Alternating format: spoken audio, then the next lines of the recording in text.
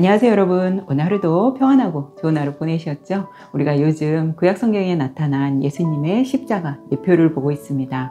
하나하나 살펴보니까 하나님께서 정말 마련해 놓으신 다양한 십자가의 예표들이 구약성경에 가득 차 있는 거 여러분 볼 수 있죠? 이 십자가의 예표를 통해서 또 구약과 신약의 연결성 또한 우리가 볼 수 있습니다.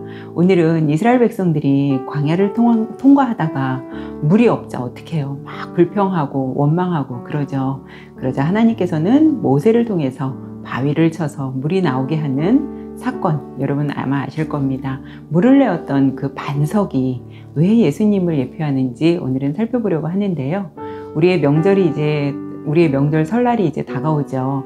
명절 연휴 동안 여러분 오랜만에 가족들 만나시고 또 맛있는 음식도 많이 드시면서 주님이 주시는 그 편안한 휴식 가운데 즐겁게 보내시고 명절 기간 동안도 제가 이렇게 말씀 보라고 또 말씀 공부하게 하시는 것 같아서 이번 연휴 기간에 여러분들 편안하게 주님과 또 가족들과 여러분 편안한 휴식 보내시고요. 우리는 명절이 끝나는 연휴가 끝나는 목요일에 찾아뵙겠습니다. 새해 복 많이 받으시고요. 여러분 오늘도 편안하고 좋은 밤 되시기 바랍니다. 오늘 주님이 우리에게 주신 말씀은 출애굽기 17장 7절 말씀 읽어드리겠습니다.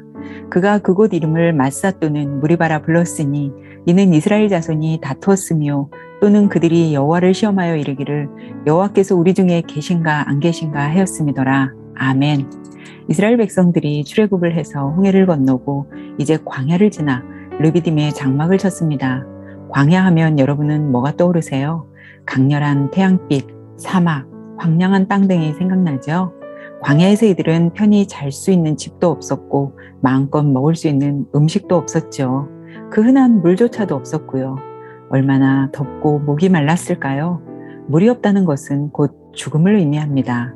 마실 물이 없자 백성들은 모세에게 물을 달라며 다투죠.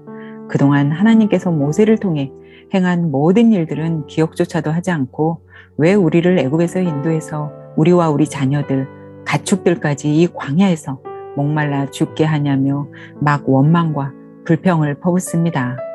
하나님은 이스라엘 백성들을 왜 출애굽시키셨나요?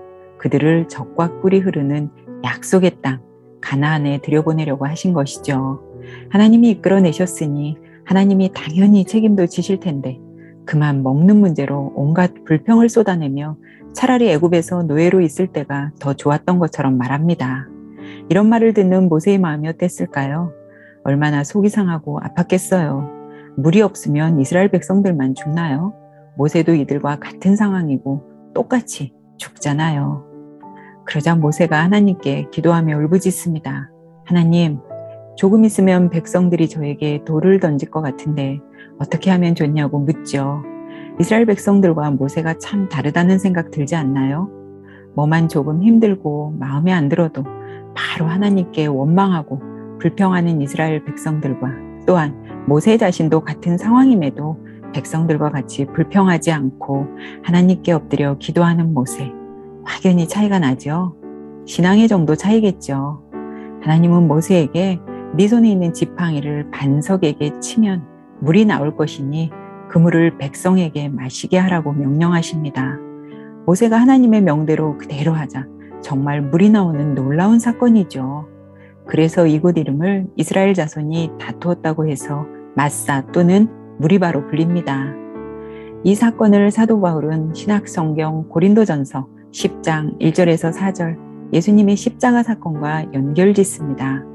형제들아, 나는 너희가 알지 못하기를 원하지 아니하노니 우리 조상들이 다 구름 아래에 있고 바다 가운데로 지나며 모세에게 속하여 다 구름과 바다에서 세례를 받고 다 같은 신령한 음식을 먹으며 다 같은 신령한 음료를 마셨으니 이는 그들을 따르는 신령한 반석으로부터 마셨음에 그 반석은 곧 그리스도시라. 아멘. 이 짧은 구절 속에 이스라엘 백성들의 광야 40년 생활이 다 들어가 있죠. 구름과 바다에서 세례를 받았다는 것은 이스라엘 백성들이 홍해를 건넌 사건이고 신령한 음식과 신령한 음료는 이들에게 매일 하늘에서 공급해 주신 만나며 물이었습니다. 그런데 그냥 음식과 물이 아닌 신령한 음식과 물이라고 하네요. 왜 바울은 물과 음식 앞에 신령한이라는 수식어를 붙였을까요? 먼저 신명기 8장 3절의 말씀 보겠습니다. 너를 낮추시며 너를 줄이게 하시며 또 너도 알지 못하며 내 조상들도 알지 못하던 만나를 내게 먹이신 것은 사람이 떡으로만 사는 것이 아니요 여호와의 입에서 나오는 모든 말씀으로 사는 줄을 내가 알게 하려 하심이니라. 아멘. 하나님이 이스라엘 백성들에게 광야에서 주신 만나는 그저 배를 채우기 위해 주신 음식이 아니라 이 음식을 통해 하나님의 영의 양식, 말씀이 있어야 우리가 살 수 있고 하나님이 말씀만 하시면 뭐든 되는구나를 깨닫게 하시고자 함이죠. 물 역시 단순히 목말라 죽을 것 같은 이스라엘 백성들에게 목을 축이기 위해 주신 것이 아닙니다. 그 물을 내기 위해서는 반석을 쳐야 했죠. 즉 누군가는 깨져야 다른 사람들이 살아날 수 있는 겁니다. 이 물로 인해 많은 이스라엘 백성들이 갈증을 해소했음은 물론이고 살 수 있었던 것입니다. 광야에서 마실 물이 없어 물을 먹지 못하면 죽을 수밖에 없죠. 결국 모세가 지팡이로 친 반석은 누구를 말합니까? 예수님을 예표하는 것이죠. 예수님의 십자가 죽음과 그의 보혈이 많은 사람들을 죽음에서 생명으로 건져낼 것을 예표하고 있는 것입니다. 또한 원망하던 사람들은 누구였어요? 이스라엘 백성이었잖아요. 그런데 심판을 받은 것은 정작 무엇입니까? 반석이었죠. 원망과 불평하며 죄는 이스라엘 백성들이 지었는데 심판은 반석이 대신 받았던 것이죠. 왜 반석이 대신 받아야 했을까요? 고린도전서 10장 4절 말씀을 보겠습니다. 다 같은 신령한 음료를 마셨으니 이는 그들을 따르는 신령한 반석으로부터 마셨음에 그 반석은 곧 그리스도시라. 아멘. 바울이 반석을 누구라고 지칭해요? 예수 그리스도라고 상징하고 있죠. 죄는 이스라엘 백성들이 지었지만 결국 심판은 예수 그리스도께서 받으신 겁니다. 반석을 쳐 물이 나와 많은 이스라엘 백성들이 살 수 있었던 것처럼 예수님도 자신의 몸을 깨뜨려 죄된 인간에게 새로운 생명을 주셨습니다.